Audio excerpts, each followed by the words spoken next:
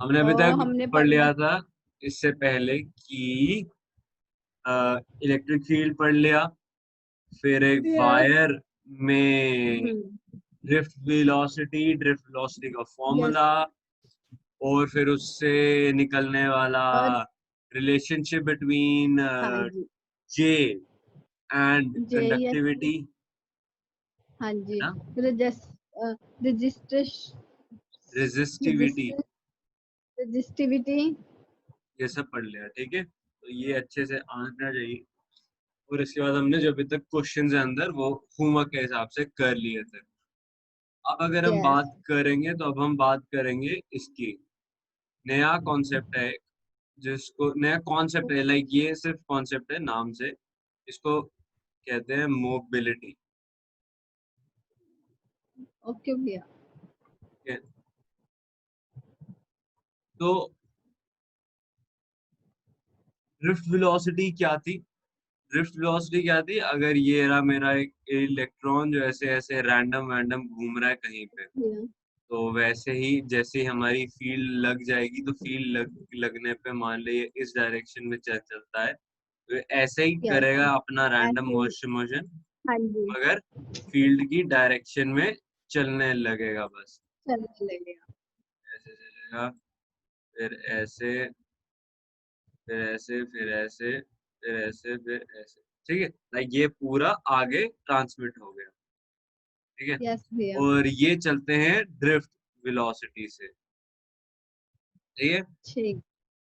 Yes. अब ऐसा एक के लिए बोला मैंने, है ना, एक के लिए। यस। ठीक है, यस भैया। पहली बात, तो ऐसा हर इलेक्ट्रॉन कर रहा होगा। हम्म। ठीक है, और यस। इसके अलावा मैं अलग अलग इलेक्ट्रिक फील्ड लगाऊं। ठीक है, मान ले अभी मैंने 10 की लगाई थी, फिर मैंने मान ले हम्म। 20 की लगा दी या 30 की लगा दी। यस। ठीक है, तो उससे क्या होगा? उससे सिर्फ ये आगे बढ़ेंगे, लाइक हो सकता है कि ये थोड़ा ज्यादा तेजी से हो सकता है थोड़ा कम यस। तेजी से हो, स्लो। मगर यस। ऑलमोस्ट वी ड्रिफ्ट इतना ही रहता है। तो अब हम क्या कहते हैं कि भाई इससे इतना फर्क नहीं पड़ रहा इन चीजों को, तो हम एक काम करते हैं, इसकी यूनिट निकाल देते हैं कि एक यूनिट इलेक्ट्रिक फील्ड के लिए तेरी हम्म। ये जो वी ड्रिफ्ट है वो कितना है। यस भैया। ठीक है, तो mobility actually is equal to V drift upon electric field. Electric field. ठीक है, अब एक यस। बात याद रखना है, ये वायर्स में तो इतने काम का कॉन्सेप्ट नहीं है, मगर हम्म। करंट जब पास होती है, करंट सिर्फ वायर्स में ही नहीं, तूने केमिस्ट्री पढ़ी होगी तो केमिस्ट्री में यस भैया। इलेक्ट्रोलाइटिक सॉल्यूशन पढ़ा होगा, है ना। हाँ जी। इलेक्ट्रोलाइटिक सॉल्यूशन में क्या होता है? We have positive ions, negative ions, negative ions. Ions होते हैं वो, आयंस। यस। है ना।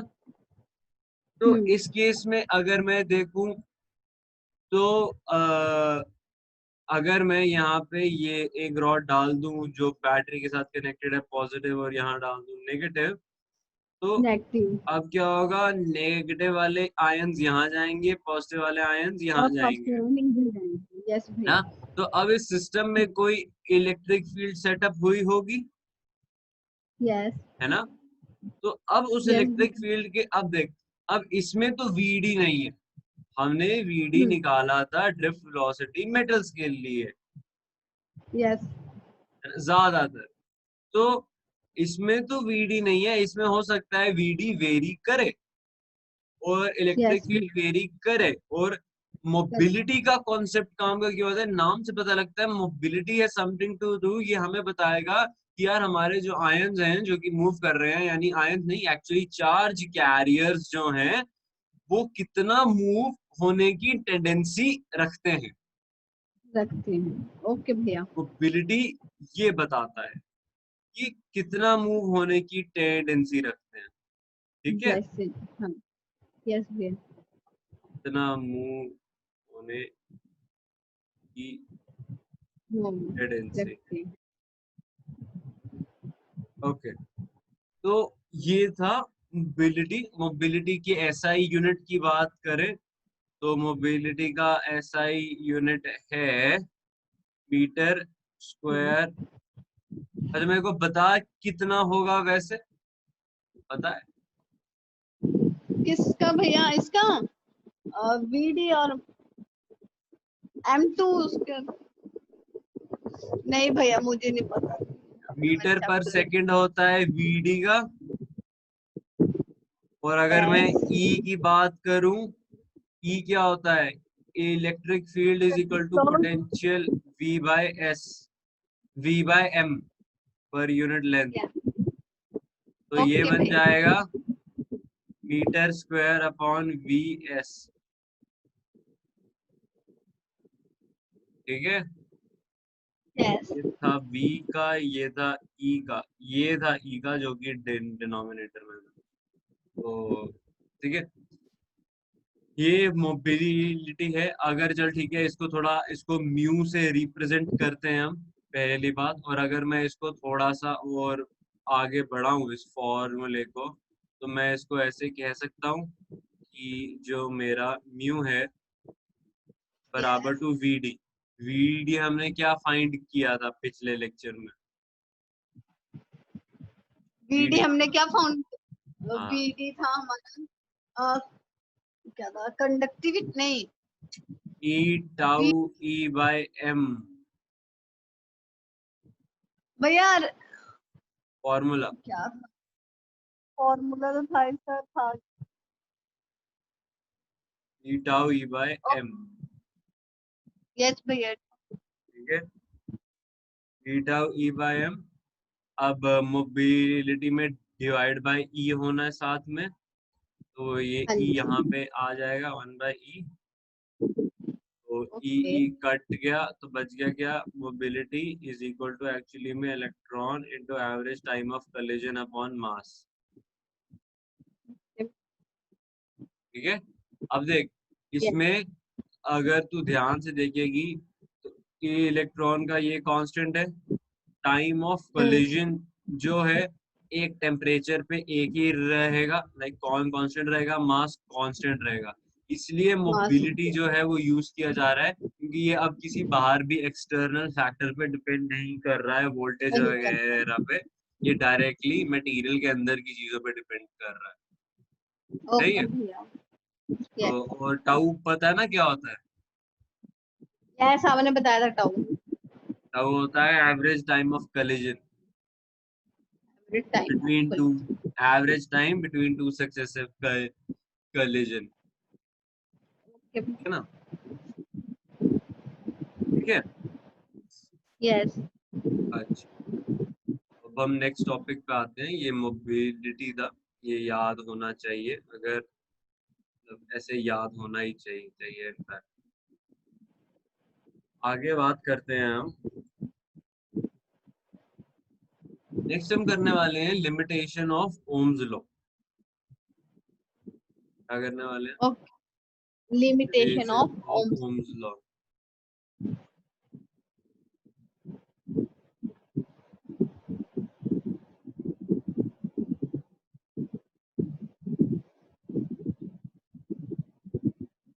Limitation of Ohm's law. अब ओम्स लॉ क्या होता है? ओम्स लॉ क्या था कि हमारा V is directly proportional to I, और फिर हमने कहा आई। था कि V will be equal to RI। सही है, यस। Equal yes. टू। ठीक है, अब ये हमारा ओम्स लॉ था। यस। इसका मतलब क्या है? इसका मतलब अगर मैं सोचूं, अगर मैं मान ले एक ग्राफ बनाता हूँ, इस फॉर्मूले का मतलब क्या है? V अगर y एक्सिस पे हो और I अगर इस एक्सिस पे हो, तो ये ग्राफ कैसा आएगा? मान ले ये y is equal to some constant x का ग्राफ है, तो अब ये ग्राफ क्या होगा? भैया स्ट्रेट। हाँ, स्ट्रेट लाइन, है ना? यस। ऐसा। यस। तो ये स्ट्रेट लाइन ग्राफ होना चाहिए। तो याद रखना ओके ओम्स लॉ का ग्राफ हमेशा क्या होगा, स्ट्रेट लाइन, ठीक है ओके है ना। भैया ओम्स लॉ का ग्राफ वी और आई में डायरेक्ट प्रोपोर्शनैलिटी, एक कांस्टेंट होना चाहिए बीच में, और ये कांस्टेंट क्या होगा, इसकी स्लोप है ना। अगर ये थीटा होगा तो मैं ये कह पाऊंगा कि तेरा जो tan ऑफ थीटा है वो तेरा v बाय आई है, और वही तेरा क्या है, r है। हाँ सही है, यस ये यस इसका भैया स्लोप होगा, है ना। ठीक है, तो अगर आगे बढ़े, तो अगर मैं लिमिटेशन की बात करूं, लिमिटेशंस ऑफ ओम्स लॉ की, तो सबसे पहली चीज तो ओम्स लॉ में ये होगी कि ये जो v है ये इसको प्रोपोर्शनल होना बंद हो जाए। बंद हो ठीक है, जाए ओके ऐसा भैया कब होता है, ऐसा होता है जब हमारा क्या हो कि ये अभी तक सही है, ये कुछ आय तक ना ये चीज सही रहेगी। अब कुछ जब रहेगी बहुत यस बहुत हाई वैल्यूज आने लगेंगी वोल्टेज की और आई की, तो क्या होगा, ये ना ग्राफ ऐसे डिफ्लेक्ट होना शुरू हो जाता है। ठीक है, तो यहाँ तक तो लीनियर था, तो हम कहते हैं हाँ भाई ये ओम्स रीजन है। मगर इसके बाद वाला रीजन, जब ये स्ट्रेट लाइन ना होके डिफ्लेक्ट होना शुरू हो जाता है, हम कहते हैं यस कि ये एक नॉन ओहेमिक रीजन है। यस भैया ठीक है, ये वाला जहाँ पे डिफ्लेक्शन। और अभी सोच, ये एक ग्राफ है एक गुड कंडक्टर का, मानी जो हम यस घरों में यूज करते हैं। तो जितनी आई हम यूज कर रहे हैं तब तक तो चल वोल्टेज सही है, मगर जब आई बहुत ज्यादा बढ़ जाता है तब ये फिर हल्का हल्का डिफ्लेक्शन शो करना शुरू कर देता है। ठीक है, यस यानी तुझे यस ज्यादा वोल्टेज देनी पड़ेगी। मान ले अगर मैं ये एक वोल्टेज यहाँ मापूं और उसके कॉरेस्पॉन्डिंग आई मापूं, और फिर दूसरी वोल्टेज यहाँ मापूं और उसके कॉरेस्पॉन्डिंग आई मापूं, तो आई में डिफरेंस कम होगा, वोल्टेज में अभी डिफरेंस ज्यादा होगा। तो यानी ज्यादा वोल्टेज फॉर मोर करंट, मतलब उतनी ही वैल्यू की करंट से ज्यादा वोल्टेज देनी पड़ती है। ठीक है? मतलब ये सब याद नहीं करना, ये तो सिर्फ बता रहा हूँ मैं। बात सिर्फ ये है कि ग्राफ में डिफ्लेक्शन आता है, और ग्राफ में डिफ्लेक्शन आने का मतलब ये है कि हम नॉन ओहेमिक रीजन में है। ठीक है, ओके भैया अब इसके बाद ये हो गया पहला पॉइंट कि लिमिटेशन ऑफ ओम्स लॉ का पहला पॉइंट क्या है, कि प्रोपोर्शनैलिटी बिटवीन प्रोपोर्शनैलिटी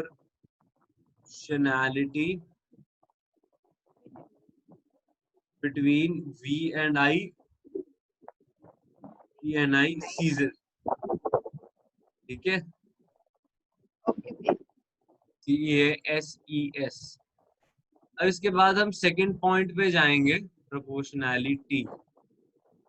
तो हम इसके बाद सेकंड पॉइंट पे जाएंगे। सेकंड पॉइंट क्या है, सेकंड पॉइंट कहता है कि कभी कभी कुछ मटेरियल्स के लिए क्या होगा, कि जो तेरा ये रिलेशन है V और I का, जो भी तेरा रिलेशन है actually will depend upon direction of V, sign of V। ठीक है, ये कैसे होता है, आगे जाके ट्वेल्थ के एंड में एक चैप्टर आएगा सेमी कंडक्टर, तो उसमें क्या होगा, सही एक सेमी कंडक्टर होता है सिलिकॉन का, ठीक है, यस डायोड। तो अगर हम फॉरवर्ड करंट देते हैं, लाइक बैटरी यहाँ पॉजिटिव लगाएं यहाँ नेगेटिव लगाएं, तो करंट जो होनी चाहिए सर्किट में वही करंट फ्लो करेगी। ठीक है, यस भैया अगर अगर मैं लाइक सिलिकॉन का छोड़, मैं कोई भी डायोड यूज करूं तो वो उतनी करंट फ्लो करेगी। मान ले यहाँ पे रेजिस्टर लगा था 5 का और मैंने बैटरी लगाई थी 10 की। ठीक है, तो मेरी यस करंट भैया कितनी फ्लो करनी चाहिए, 10 डिवाइडेड बाय 5 इक्वल टू 2, है ना। तो करंट 2 ही फ्लो करेगी। मगर अब मैं एक बैटरी ये लगाता हूँ डायोड, वही रेजिस्टेंस, मगर बैटरी अब यहाँ लगा दी नेगेटिव, यहाँ लगा दी पॉजिटिव, यानी मैंने V का साइन चेंज किया है। पहले साइन क्या था, ठीक है, पहले साइन था कि इलेक्ट्रिक फील्ड यहाँ से यहाँ जा रही थी, ठीक है, अब साइन उसका नेगेटिव है, अब यहाँ से यहाँ जा रही है। तो अब इस केस में पता है तेरा करंट तो आना चाहिए I इक्वल टू 2, मगर जब हम इस सर्किट्स में करंट फाइंड करते हैं तो वो आता है I इक्वल टू 0, यहाँ थोड़ी सी वैल्यू। बट ऐसा क्यों क्या? ऐसा क्यों होता है, ये वहां उसमें रीजनिंग दी है इसकी, क्योंकि सेमीकंडक्टर जो होते हैं वो रिवर्स रीजन में इलेक्ट्रॉन्स को चला नहीं पाते। ये बहुत बड़ी थ्योरी है, हल्की सी थ्योरी नहीं है, पूरा चैप्टर है इस पे, ठीक है। तो इसलिए देख, अब इधर रिवर्स किया है तो तेरा ओम्स लॉ इसमें चल नहीं रहा, इसमें चल रहा है ना। तो यस इसलिए कहते हैं for some materials depends upon the sign of V, ठीक है। तो भी तेरा ओहम लॉ का लिमिटेशन है ये, कि कुछ मटेरियल्स में ऐसा नहीं होगा, ठीक है। यस यस जैसे अगर मैं बात करूं, जो मैं तेरे को ये चीज कह रहा था, ये वाली, इसका ना ग्राफ ऐसा सा होता है कि हमने बनाया, ये यहाँ रखा करंट, यहाँ रखा वोल्टेज मान ले, ठीक है। अगर ओहमिक होता तो अब भी स्ट्रेट लाइन आना चाहिए था, है ना। यस ओहम वाला होता तो अब भी स्ट्रेट लाइन आना चाहिए था, मगर इसका ग्राफ नहीं कुछ यस नहीं ऐसा बनता है, ये ऐसे, और अगर नेगेटिव के रीजन में बात करूं तो ये ऐसे ऐसे चलता है ग्राफ। तो ये यस स्ट्रेट लाइन भैया ग्राफ नहीं होता है, इसलिए ये ओहम्स लॉ को फॉलो भी नहीं करता है, ओके ठीक है। यस ठीक है, अब आगे बढ़ते हैं। अब क्या होगा, ठीक है, ये चीज थर्ड पॉइंट जहां पे लिमिटेशन आती है हमारी ओहम्स लॉ की, लिमिटेशन कहाँ यस भैया आएगी, कि एक मिनट,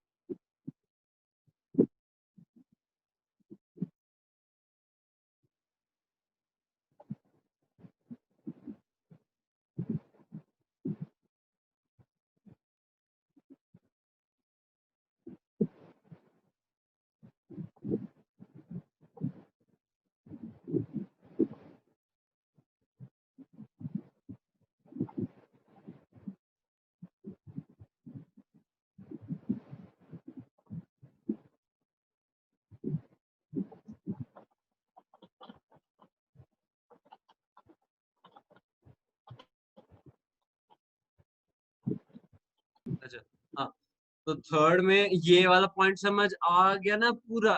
इस वाले पॉइंट में क्या कहते थे कि थर्ड में जो भी हमारे मटेरियल्स है उसमें एक वोल्टेज के कॉरेस्पॉन्डिंग, मतलब एक करंट के लिए बहुत सारी वोल्टेजेस की वैल्यूज पॉसिबल हो रही हैं, जो कि ओहम्स लॉ में नहीं होना चाहिए था। ओहम्स लॉ के ग्राफ के हिसाब से एक आई के लिए एक ही वी होना चाहिए, ठीक है। यस भैया और इसलिए इसको नाम दिए there is not uniqueness between V and I, and that is a limitation of Ohm's law, और ऐसा गैस के मटेरियल में होता है। ओके, मूविंग फर्दर, नेक्स्ट जो टॉपिक हमने कवर करना है दैट इज, उसका नाम है रेजिस्टिविटी ऑफ वेरियस मटेरियल्स, ठीक है।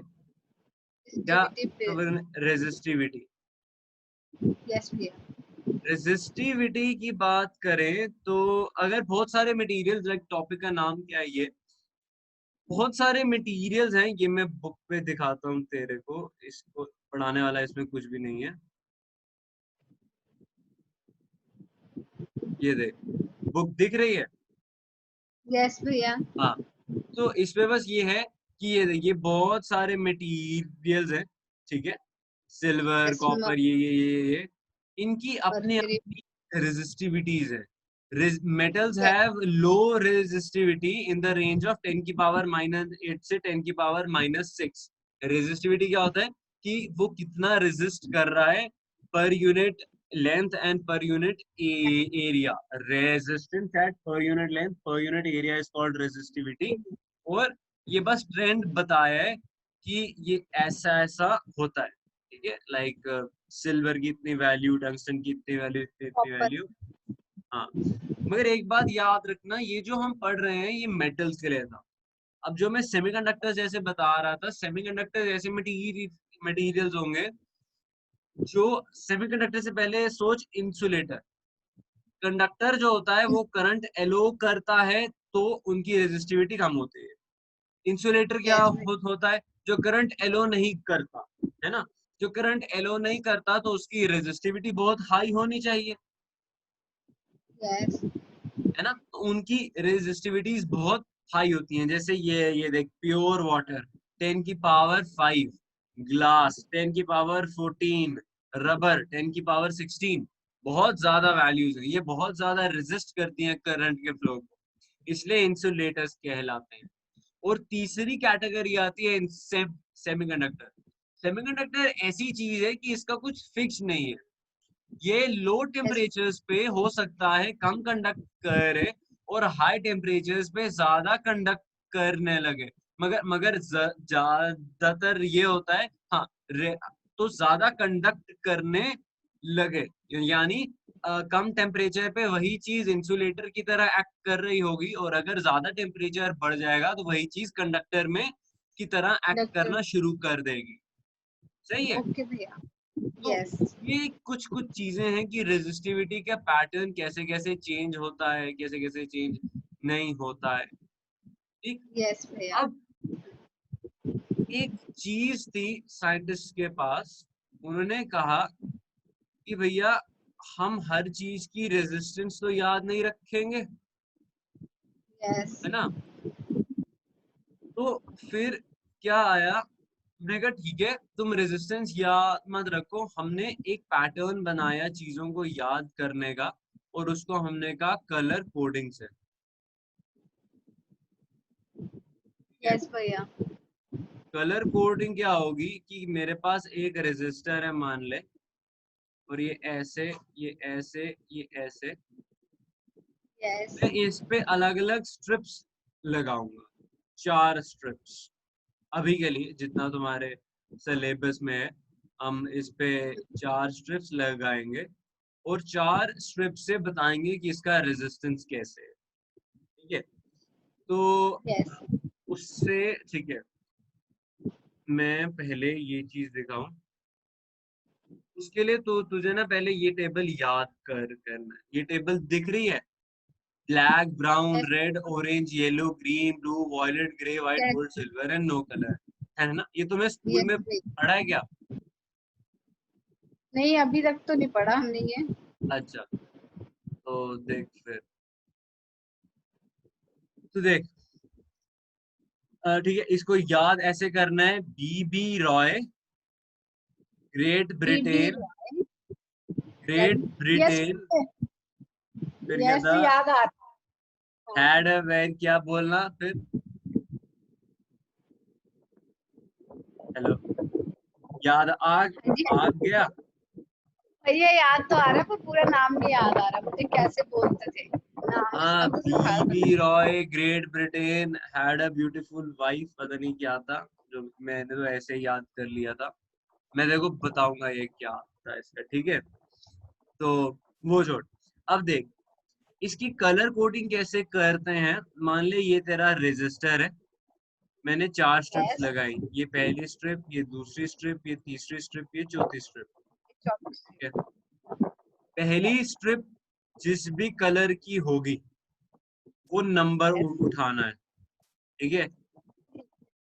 फिर दूसरी स्ट्रिप जिस भी नंबर की होगी वो भी नंबर उठाना है. ठीक है. तीसरी स्ट्रिप जो होगी उसमें तुझे मल्टीप्लायर उठाना है. ठीक है. और फिर उसके बाद जो चौथी स्ट्रिप होगी उसमें तुझे ये टॉलरेंस वाला उठाना है.